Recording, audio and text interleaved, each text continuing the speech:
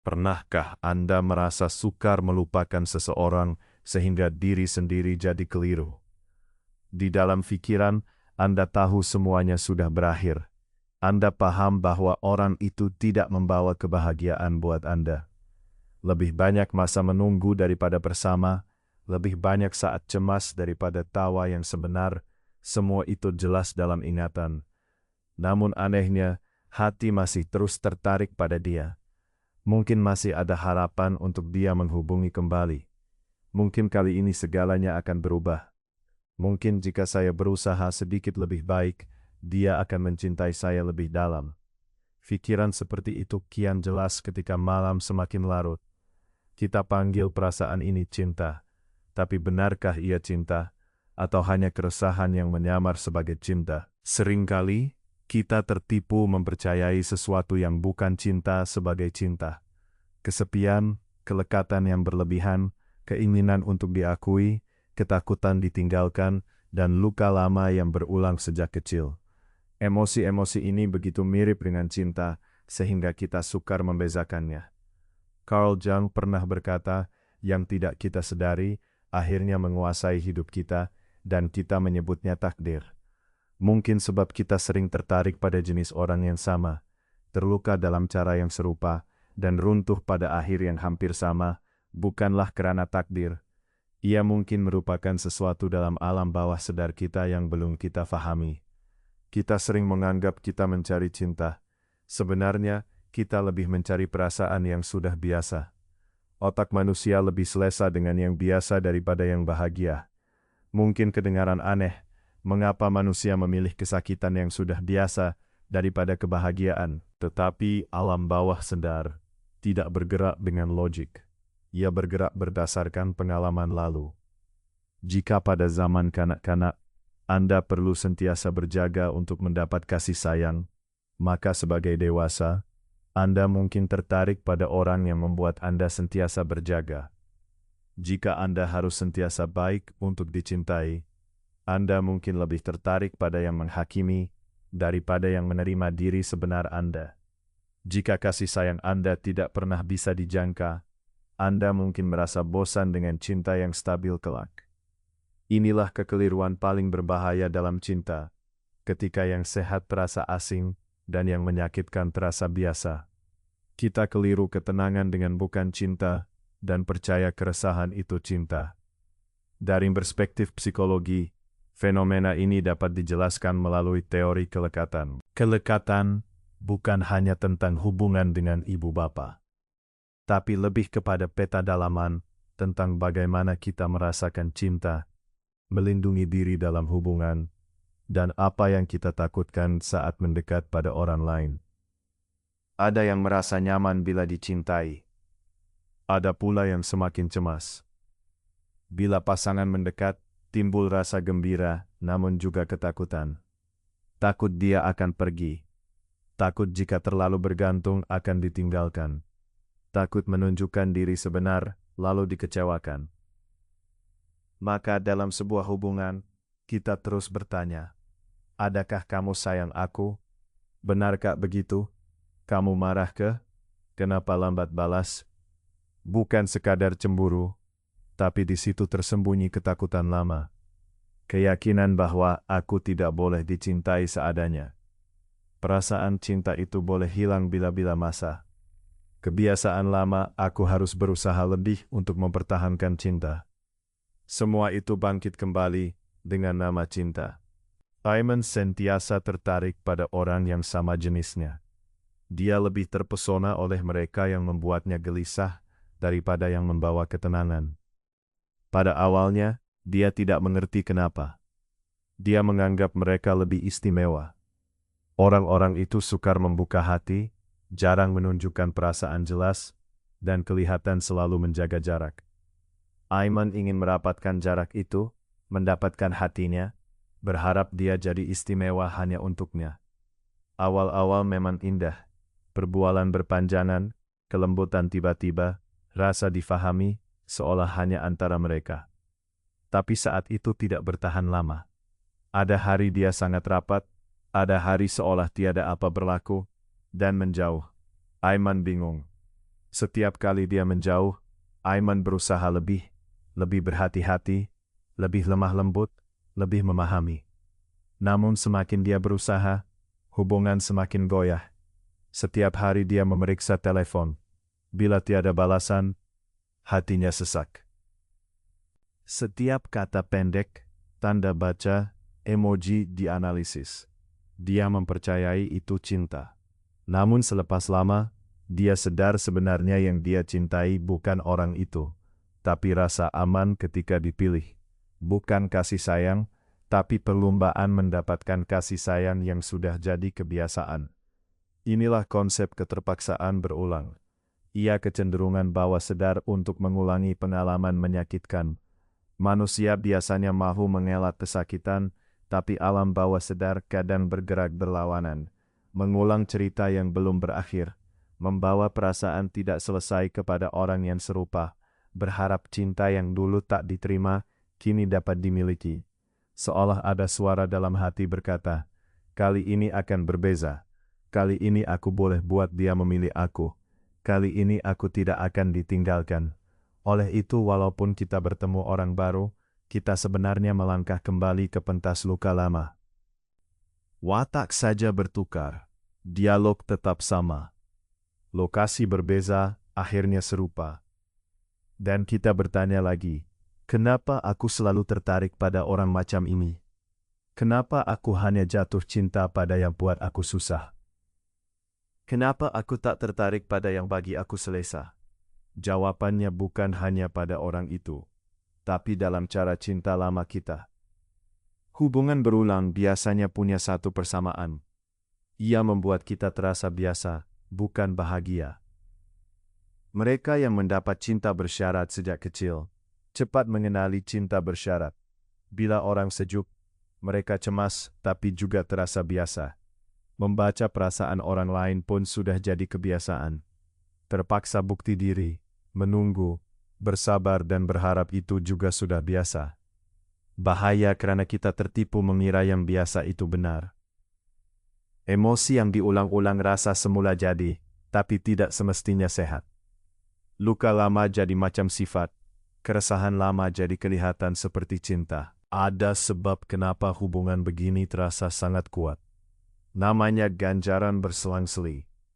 Ganjaran tidak menentu menyebabkan kita lebih terikat. Kalau ganjaran selalu, kita cepat biasa. Tapi bila ganjaran datang bila tidak dapat dijangka, kita jadi lebih cepat ketagih. Dalam hubungan yang berlaku sama. Bila pasangan selalu manja, kita rasa selamat. Tapi bila kadang manja, kadang sejuk, kadang hilang, kadang kembali, hati terumbang-ambing. Kekeliruan itu menimbulkan kelekatan berlebihan. Semalam dia kata cinta, hari ini dingin. Minggu lalu dia rindu, hari ini diam serpih. Adakah aku buat salah? Soalan-soalan itu berulang di pikiran.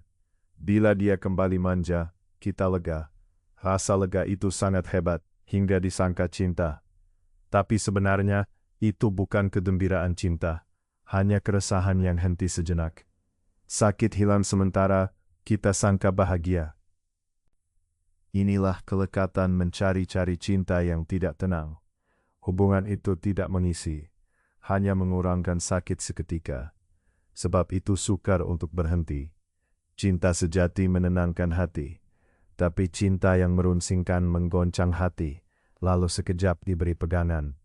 Dan pegangan itu cukup untuk kita kembali lagi, seperti orang yang dahaga minum air laut, minum makin haus, tapi pada waktu itu sangka sedang minum.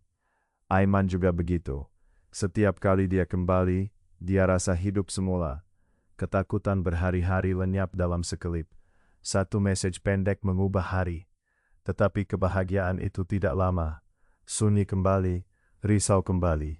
Dia mulai lupa siapa diri dia. Apa yang dia suka, apa yang dia mahukan, macam mana dia nak hidup. Semuanya terpaksa ditangguhkan demi reaksi orang lain. Dia bukan mencinta, dia menunggu. Dan menunggu terlalu lama membuat kita sangka itu hubungan. Di sini, kita perlu bertanya pada diri sendiri dengan jujur. Adakah ini cinta? atau saya ketagih pada rasa lega bila dia kembali? Adakah saya tenang bila bersama dia, atau saya sentiasa cemas takut kehilangan? Adakah saya dicintai, atau saya sentiasa coba membuktikan diri untuk dicintai? Soalan-soalan ini pedih, tapi tak boleh dihindar.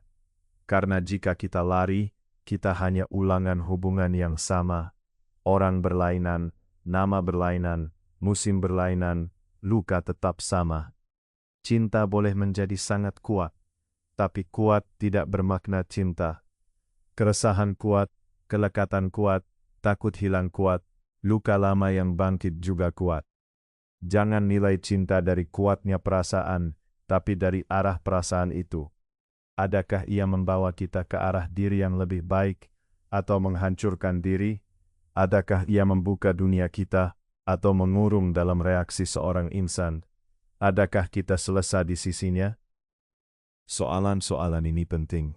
Cinta sejati tidak memenatkan, tidak menguji jiwa setiap hari, tidak menjadikan sistem saraf seperti medan perang. Cinta itu tenang, sederhana, kadang tidak berdrama. Namun dalam ketenangan itulah kita mula menemui diri sendiri. Ramai yang sukar mengenali cinta yang stabil, walaupun telah bertemu. Kerana ketenangan terasa asing bagi yang sudah biasa cemas, bagi yang belajar cinta dari pergaduhan dan damai, ketenangan terasa membosankan. Bagi yang perlu bertarung untuk kasih tanpa syarat diragui, berpikir, kenapa seronok sangat, kenapa tak ada drama, adakah ini benar cinta? Namun mungkin itulah mula penyembuhan. Apa yang terasa membosankan itu sebenarnya ketenangan. Apa yang terasa biasa itu sebenarnya kesehatan. Apa yang terasa asing itu adalah cinta yang lama sangat diperlukan. Satu perkara penting yang harus diingat dari semua ini. Kita jarang sakit sebab cinta. Kita sakit sebab keresahan yang kita percaya cinta. Kita bukan tidak mahu lepaskan seseorang. Kita tak dapat lepaskan luka lama yang ingin kita tulis semula melalui orang itu. Perubahan sebenar bukan bermula dari menyalahkan mereka. Kenapa lambat balas? Kenapa berubah hati? Kenapa tidak pilih saya? Soalan itu tidak ada akhirnya. Yang paling penting ialah, kenapa saya tertarik pada orang macam itu? Kenapa saya percaya keresahan itu cinta? Kenapa saya tak tertarik pada yang tenang? Kenapa saya berjuang bukan untuk dicintai, tapi untuk dipilih? Bila kita berani menjawab, cinta menjadi bukan sekadar perasaan, tapi pintu untuk mengenal diri. Dan dari pintu itu kita melangkah ke tahap seterusnya. Jung memperkatakan tentang bayang-bayang, proyeksi yang kita lemparkan pada orang lain, dan tempat di mana cinta sejati bermula. Banyak perasaan yang kita anggap cinta sebenarnya bukan. Kerisauan, kelekatan, keinginan diakui, luka yang berulang. Semua berdekatan dengan cinta sehingga sukar dibezakan. Tapi ada satu soalan lebih mendalam. Jika kita sebenarnya tak cinta orang itu, apakah sebenarnya yang kita cintai? Jung belajar lama tentang jiwa manusia untuk menjawab ini. Katanya, kita melihat orang lain jauh kurang dari yang kita sangka.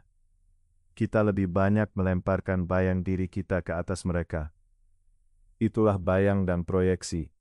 Bayang dalam diri bukan sahaja sisi gelap atau buruk. Ramai sangka bayang itu negatif, tapi sebenarnya ia segala yang belum kita terima dalam diri. Perasaan yang kita sembunyi, hasrat yang tidak diakui, bakat yang tidak disatakan, kemarahan yang tertahan, sedih yang tak terungkap, bahkan harapan yang tak pernah dicoba. Semua itu jadi bayang. Masalahnya bayang itu tidak hilang. Kita tidak boleh menyorok dan harap ia lenyap. Bayang hidup dalam bawah sadar dan akan muncul dengan wajah orang lain. Fikirkan, mengapa ada orang yang dari pandangan pertama terus menarik hati? Kenapa ada yang tanpa sebab kita mula benci? Kenapa ada yang tidak berapa kerap jumpa, tapi terasa seperti takdir? Jung kata itu bukan kebetulan semata-mata. Kita melihat diri kita dalam diri mereka, bukan kerana mereka istimewa, tetapi kerana bayang kita ada dalam mereka. Sebab itulah sesetengah pertemuan sangat kuat, walaupun tak dapat dijelaskan. Kita sebenarnya bukan lihat orang, tapi diri kita dalam diri orang itu. Sarah selalu tertarik pada orang yang bebas. Dia seorang yang teratur, bertanggung jawab, sentiasa dahulukan kewajiban, pentingkan penilaian orang lain, nampak macam hidup sempurna, tapi dia rasa tersimpan dan terkekang. Kemudian dia bertemu Amir, lelaki sebaliknya, spontan, bebas, kurang pedulikan pandangan. Sarah terus tertarik, bukan sekadar suka, tapi terpesona tanpa kata. Kemudian dia sadar, dia jatuh cinta pada Amir, karena dia mewakili kebebasan yang tersembunyi dalam dirinya sendiri. Dia melihat bayannya melalui Amir. Begitulah cara kita jatuh cinta.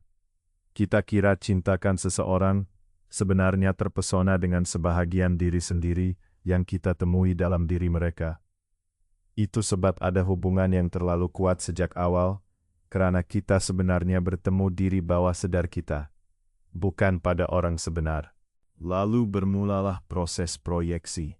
Kita lemparkan bayang keluar.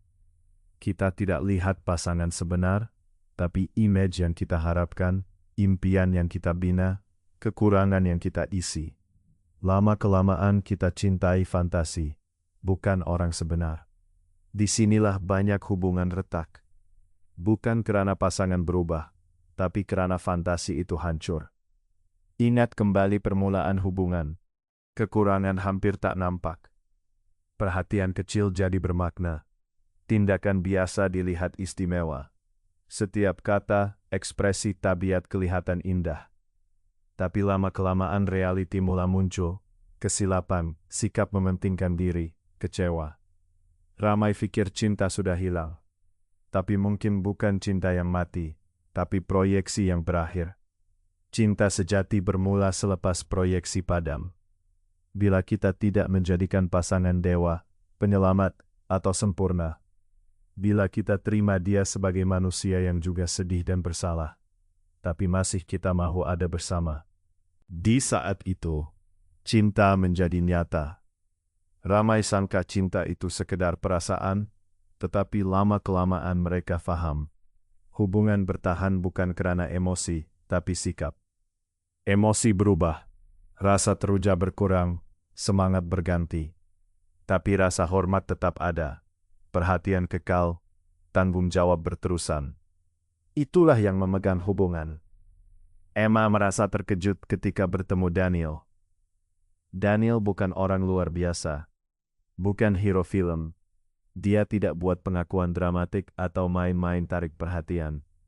Dia cuma menepati janji, tunjukkan aksi, dan sikapnya tidak berubah, walau dalam susah. Awalnya Emma rasa aneh sebab dia biasa dengan cinta yang kuat, penuh ketegangan, dan perlu agak sangka. Tetapi bersama Daniel, dia rasa tenang dan mulai faham. Ketenangan bukan ketiadaan cinta, tetapi cinta yang matang. Ramai bertanya, apakah ciri cinta sejati?